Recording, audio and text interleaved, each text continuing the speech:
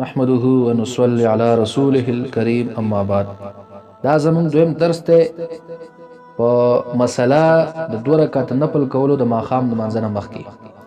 بعضې حوالې موږ په هغه اولني کلیپ کې ذکر کړی دي. دویمه حواله چې موږ وایو یا دریمه حواله به جوړیږي تقریبا دا جلد نمبر 2 نصب الرایا او جلد 2 او 134 صفحه دې کې د روایت راوړي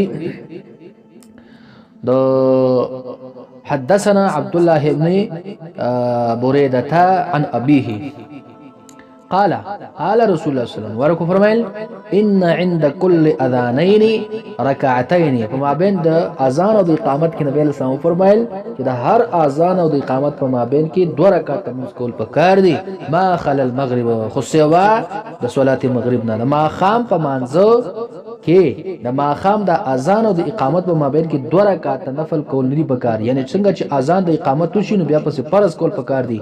هغه کې په مابین د اقامت او د اذان کې به 2 رکعات نشي کولای. او نور د هر مانځه کما اسپخین دی او کده غرنګ چې کم دی سحر دی او کما ذکر دی او کما استند دی کې به کولای شي چې اذان وشي د اذان پسې ورستو اقامت خو بیا ورستو مانځه ته کیږي نو په دې منځ کې سړی نفلونه کولای شي. او چې ماخام دی دې حدیث په کې استثناء رااله. اذا فرمای ان عند كل اذانين ركعتين ما خل المغرب خو سوا د مغرب نه د مغرب د مانځنې علاوه نور په نور منځونو کې چې کوم دی هغه به کولای شي 2 رکعات. دا روایت سندر قطنی ذکر کړي ورستو موږ حواله ذکر کوو. سنن بهقی ذکر کړي ورستو هغه په حواله سره چې کوم دی وایو. دا د دویم روایت شو. اوس په دې پسې بیا زه امام زلی فرمای دوی دا روایت راوړی دی رواه البزار في مسنده. امام بزار رحمت الله په مسند کې راوړی دی وقال لا نعلم رواه عن ابن بريدة الا حيان بن عبد الله. وې د بريدة نه چې روایت کړی دی دا صرف حيان بن عبد الله کړی دی. د حيان بن عبد الله څنګه سره دی دی رجل مشهور من اهل البصره لا باس به. دا یو مشهور انسان د بصره دی لا باس به. نو روایت صحیح دی. دا روایت هم چې کوم دی د جرح تعدیل مطابق باندې صحیح شو. دویم روایت دی راوړي په نصب الرایا جلد نمبر 2 او صفحه 135 کې د فرمای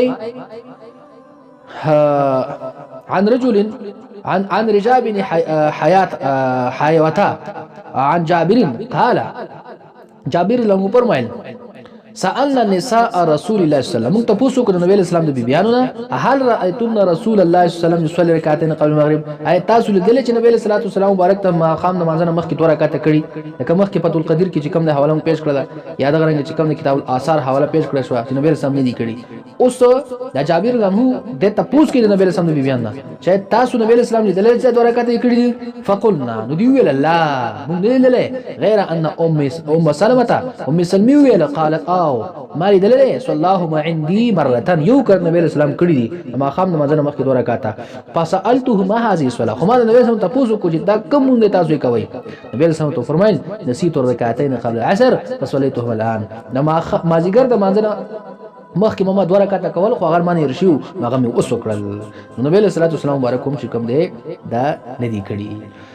دا بل روایت دغه رنګي دا کم د کتاب الاثار پر روایت چې موږ مخکې هغه اثر ذکر کړو د ابراهیم نخعی نه نو هغه دلته هم چې کم دی نصب الرای کې امام زلی په جلد 2 صفحه 135 کې ذکر کړی.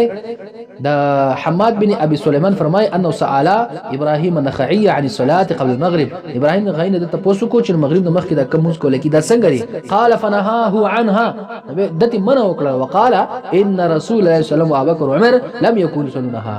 نبی اسلام عمر عنه ابو بکر عنه دا ندی کړي چې ندی کړي هغه متم چې کوم دی نه کول پکار شو.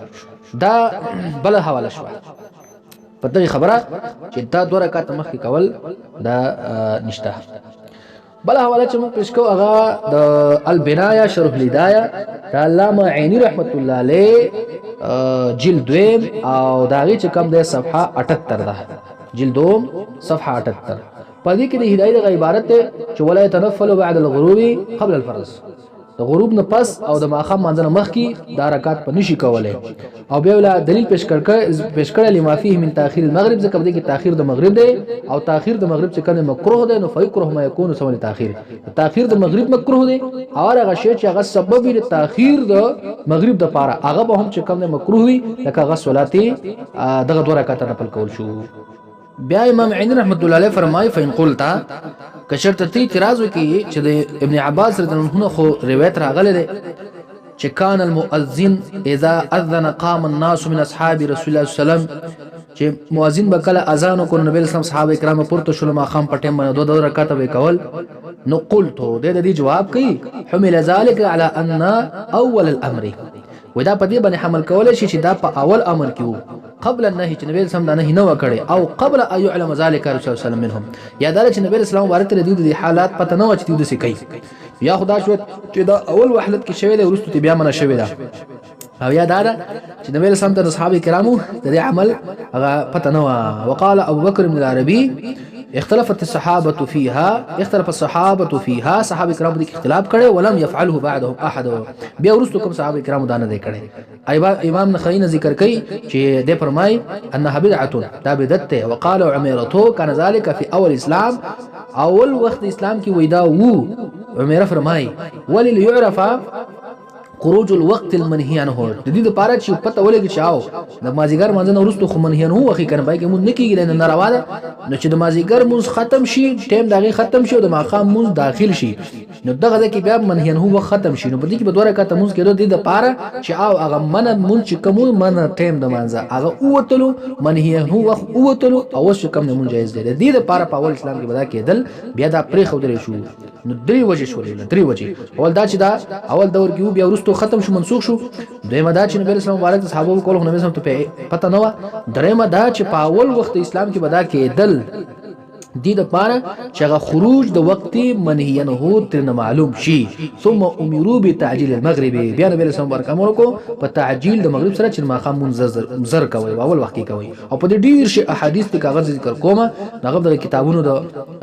احادیثو کې کتل شي لکه ترمذی کې ابو داود کې ابن ماجه کې او د بخاری مسلم ټولو کتابونو سیاست او د روایت بیا راوړي دي او بیا دې فرمای چې امام داود روایت کړی د طاووس روایت راوړی چې نبی مرسل ته پوسو کړی شو دغه رکعتین قبل المغرب نو دوی ویل چې ما رايت احدا على احد رسول الله صلی الله علیه وسلم يصليهما نبی اسلام مبارک دا چې کوم دی نه دی مالي دله یا دغه نبی اسلام زمانه کې ما څوک نه لري چې هغه د دوه رکعت کړي او بیا بل روایت راوړل مخکې مو ذکر کو چې بین کل اذانین صلاه ان شاء الا المغرب کله چې خو خینو د دوه اذانو یعنی د اقامت او اذان په مابین کې نبل کولای شي او سیوا د ماقام د منځره ماقام منځ کې غنشي کولای دا تنه واضح شوله چې ماقام منځ کې بدا عملو هغه نشي کولای ابا پرې خودلې شي